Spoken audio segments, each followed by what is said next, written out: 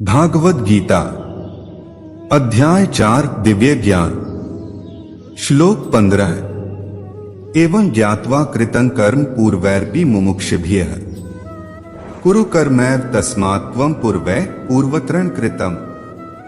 भावार्थ, प्राचीन काल में समस्त मुक्तात्माओं ने मेरी दिव्य प्रकृति को जान करके ही कर्म किया, अथ तुम्हें चाहिए कि उनके पदचिन्हों का अनुसरण करते हुए अपने कर्तव्य का पालन करो।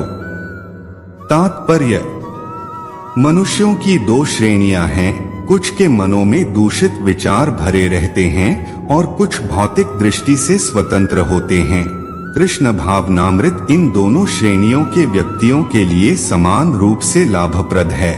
जिनके मनों में दूषित विचार भरे हैं, उन्हें चाहिए कि भक्ति के अनुष्ठानों का पालन करते हुए क्रमिक शुद्धिकरण के लिए कृष्ण भावनामृत को ग्रहण करें, और जिनके मन पहले ही ऐसी अशुद्धियों से स्वच्छ हो चुके हैं, वे उसी कृष्ण भावनामृत में अग्रसर होते रहें, जिससे अन्य लोग उनके आदर्श कार्यों का अनुसरण कर सकें और लाभ उठा सकें। मूर्ख व्यक्ति या कृष्ण भावनामृत में नवदीक्षित प्रायः कृष्ण भावनामृत का पूरा ज्ञान प्राप्त किए बिना कार्य से विरत होना चाहते हैं, किंतु भगवान ने युद्ध क्षेत्र के कार्य से विमुख होने की अर्जुन की इच्छा का समर्थन नहीं किया। आवश्यकता इस बता की है कि यह जाना जाए कि किस तरह कर्म करना चाहिए।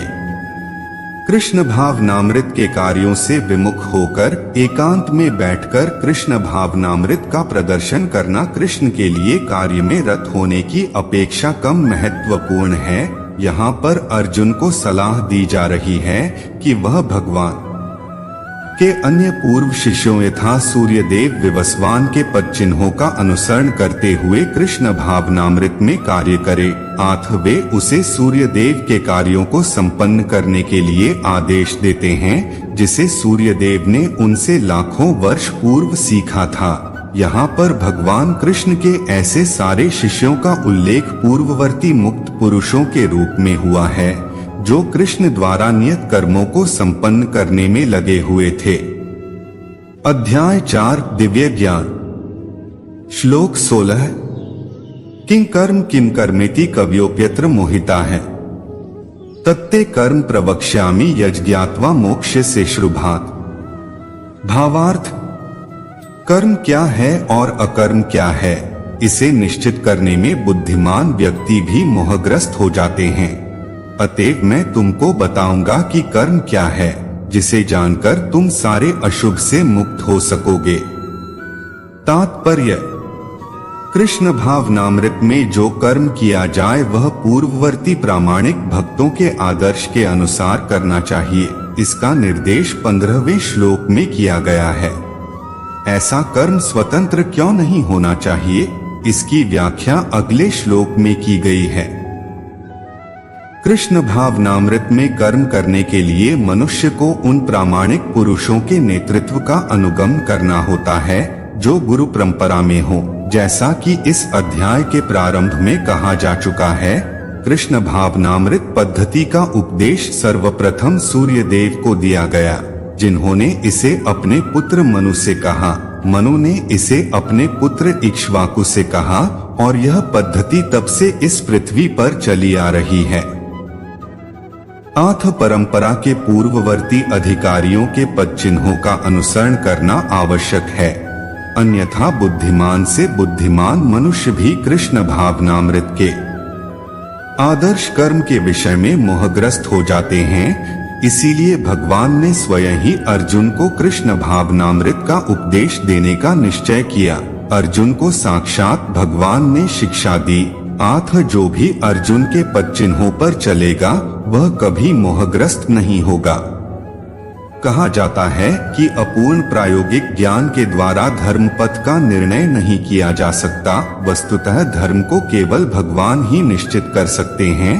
धर्मंतु साक्षात भगवत्प्रणीतम। अपूर्ण चिंतन द्वारा कोई किसी धार्मिक सिद्धांत का निर्माण नहीं कर सकता। मनुष्य को चाहिए कि ब्रह्मा, शिव, नारद, मनु, चारों कुमार, कपिल, प्रहलाद, भीष्म, शुकदेव, यमराज, जनक तथा बलि महाराज जैसे महान अधिकारियों के पद चिन्हों का अनुसरण करे।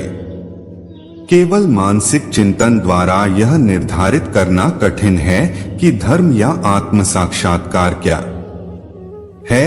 अतः भगवान अपने भक्तों पर अहेतुकी कृपावश स्वयं ही अर्जुन को बता रहे हैं कि कर्म क्या है और अकर्म क्या है। केवल कृष्ण भावनामृत में किया गया कर्म ही मनुष्य को भवबंधन से उबार सकता है।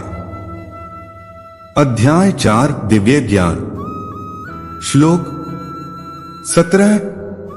कर्मणो ह्यपि बोद्धव्यं च विकर्मणः अकर्मणश्च बोद्धव्यं गहना कर्मणो गति है। भावार्थ, कर्म की बारीकियों को समझना अत्यंत कठिन है। अतः मनुष्य को चाहिए कि वह यह ठीक से जाने कि कर्म क्या है, विकर्म क्या है और अकर्म क्या है। तात्पर्य, यदि कोई सचमुच ही भवबंधन से मुक्ति चाहता है तो उसे कर्म, अकर्म तथा विकर्म के अंतर को समझना होगा। कर्म, अकर्म तथा विकर्म के विश्लेषण की आवश्यकता है, क्योंकि यह अत्यंत गहन विषय है। कृष्ण भावनामृत को तथा गुणों के अनुसार कर्म को समझने के लिए परमेश्वर के साथ संबंध को जानना होगा। दूसरे शब्दों में, जिसने यह भली भांति समझ लिया है वह जानता है कि जीवात्मा भगवान का नित्य दास है और फलस्वरूप उसे कृष्ण भावनामृत में कार्य करना है। संपूर्ण भगवद गीता का यही लक्ष्य है। इस भावनामृत के विरुद्ध सारे निष्कर्ष एवं परिणाम विकर्म या निषिद्ध कर्म हैं। इसे समझने के लिए मनुष्य को कृष्ण भावनामृत के अधिकारियों की संगति करनी होती है और उनसे रहस्य को समझना होता है। यह साक्षात भगवान से समझने के समान है, अन्यथा बुद्धिमान से बुद्धिमान मनुष्य भी मोहग्रस्त हो जाएगा। जय श्री कृष्ण।